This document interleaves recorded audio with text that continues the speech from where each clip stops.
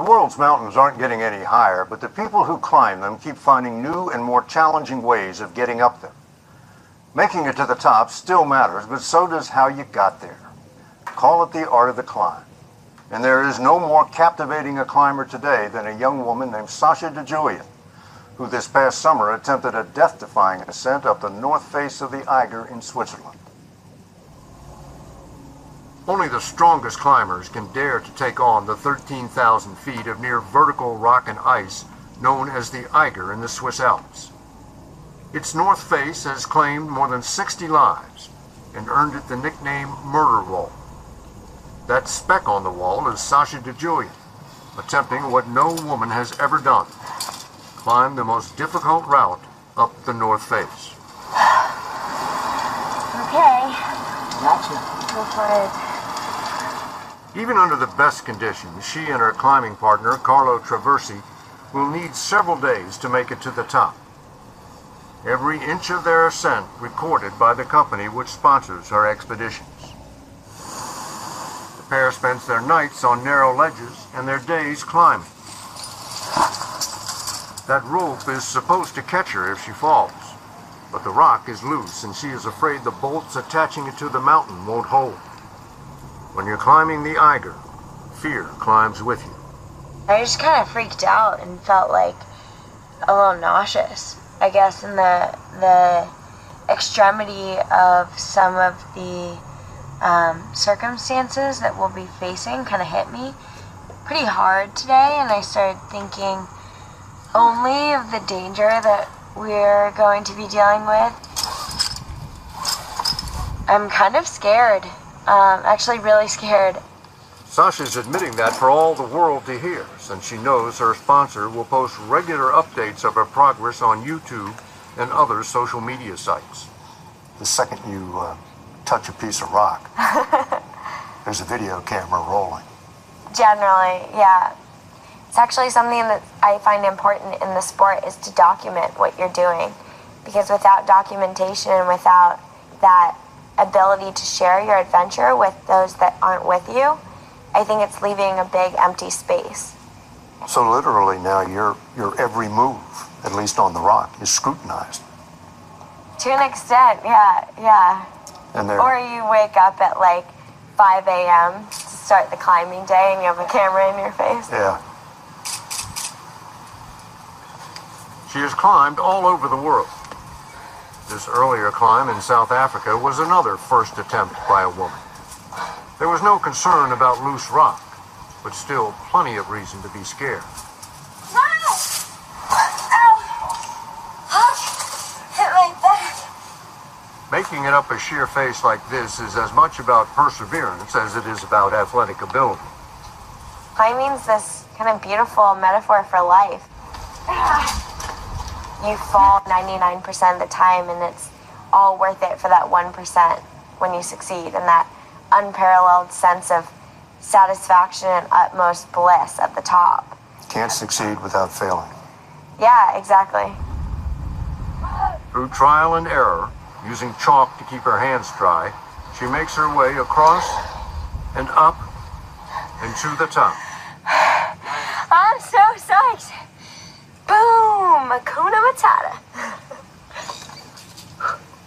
Ascents like this have made her, at the age of 23, one of the top women climbers in the world, and earned her enough in endorsements to pay her own way through Columbia University. She won her first competition at age 7, and by the time she was 18, became the first woman to climb a route called Pure Imagination in Kentucky's Red River Gorge, one of the most difficult rock faces in North America. Ground gets broken in every generation, but the things that we see young people do today are simply off the charts. As the head of American Alpine Club, Phil Powers tracks ascents by today's top climbers that seemed unimaginable in his day. And is that because they are simply bigger and stronger, as most people are bigger and stronger these days? Well, they're not bigger. They might be stronger, but I think mostly it's a mental game. What their skill really demands is their ability to believe in themselves, is their ability to mentally move through any doubt. And believe that they're going to get to the top of that pitch. For Sasha DeJulian, the mental game is not just overcoming the natural fear of heights, but also embracing the pain. Your hands were bleeding. Couldn't have been all fun. No. So that's that type 2 fun. Type 2 fun. So I classify as like type 1 fun would be like everything's great. It's like easy fun, nothing hurts. Then type 2 fun is like my fingers are bleeding. The no pain, no gain. The no pain, no gain. Yeah, I think when your hands and your feet start hurting and you're still climbing, you start classifying pain as this other thing than something bad. I don't care that my fingers are bleeding because it's showing that I'm still having this contact with the rock. But Sasha frequently loses contact with the rock, counting on a rope to catch her. For Phil Powers, who had climbed such daunting mountains as K2 in Pakistan and Denali in Alaska, there came a moment when the rope wasn't there. It happened on a routine outing near his home in Colorado. When I leaned back on the rope, expecting to be held and lowered, I had been taken off belay. The other person had let go of the rope. So I fell 75 feet to the ground. What happened? I broke my back in a number of places, and my neck, and my arm, and a bunch of ribs. A whole bunch of ribs. I'm sure you had plenty of time to contemplate the irony of being hurt so badly on such a pleasure climb, as opposed to K2. There I was, close to home, a crag in my own backyard, not very far off the ground, and I have to believe that my own complacency in that situation was a contributing factor. Was there ever a question about whether you would climb again? I don't think there was ever a question about whether I'd climb again or walk again or recover to some degree. Powers will never get to the top of K2 again, but climbing for him is still a way of life and a business. He's part owner of Jackson Hole Mountain Guides. So 60 Minutes hired him to see if he could take this novice, with none of the youth or talent of Sasha DeJulian, up there, to the top of the Grand Teton, at over 13,700 feet, one of the classic climbs in the United States. It rises from this flat terrain here and it pops straight up, almost 7,000 vertical feet. That's extraordinary. We're gonna just take it slow. We'll stop 2 or 3 times for water. We're heading to a high camp where we'll spend the night before attempting the summit. Right from here, you can see right to the tippy top of the Grand. Oh, yeah. That pointy top is the top. So close to yet so far. After 6 hours of increasingly steep and exhausting terrain, Welcome to Corbett High Camp. we reached the camp, a vertical mile above the valley floor. Nice job, my friend. You did a good job. Dude, that's some more. Whoa. But the hard part is still to come. So tell me what's in store for tomorrow. Our plan will be to get up early, say 2:30 in the morning. Why start so early? The thing we're trying to race, really, is thunder showers.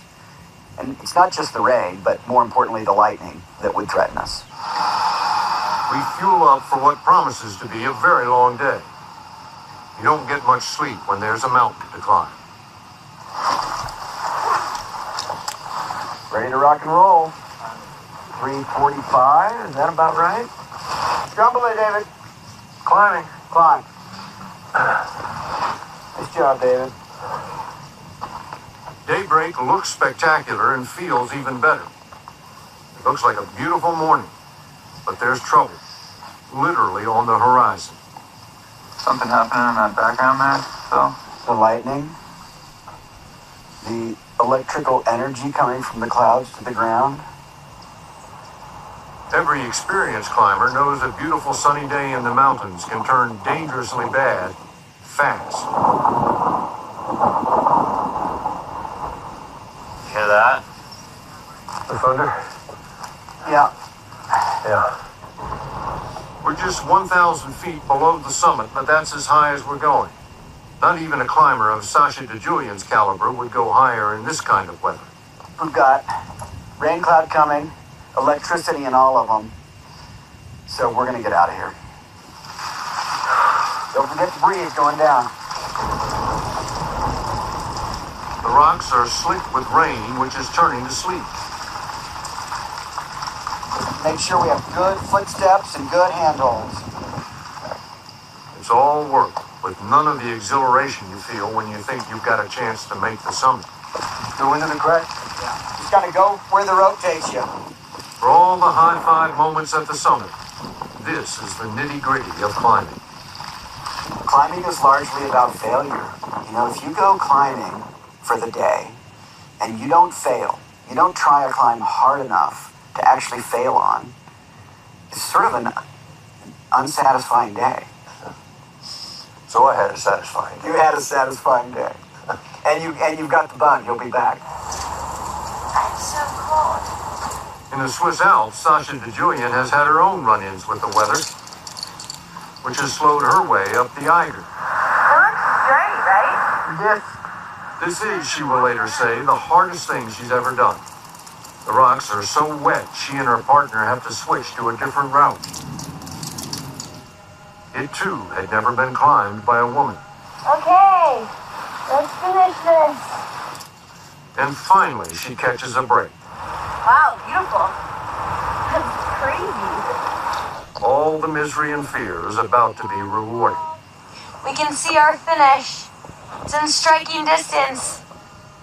But as the saying goes, the mountain won't climb itself. Sasha still has to get up that final pitch. This is her last chance. This is no longer a climb. It is, in her words, an ordeal. Another pitch. She had it all going for her. Talent, fitness, and youth. And it took everything she had. It's about more than what she calls the utmost bliss of making it to the top. Come here. It's about going to the absolute edge of what is humanly possible. At least for now.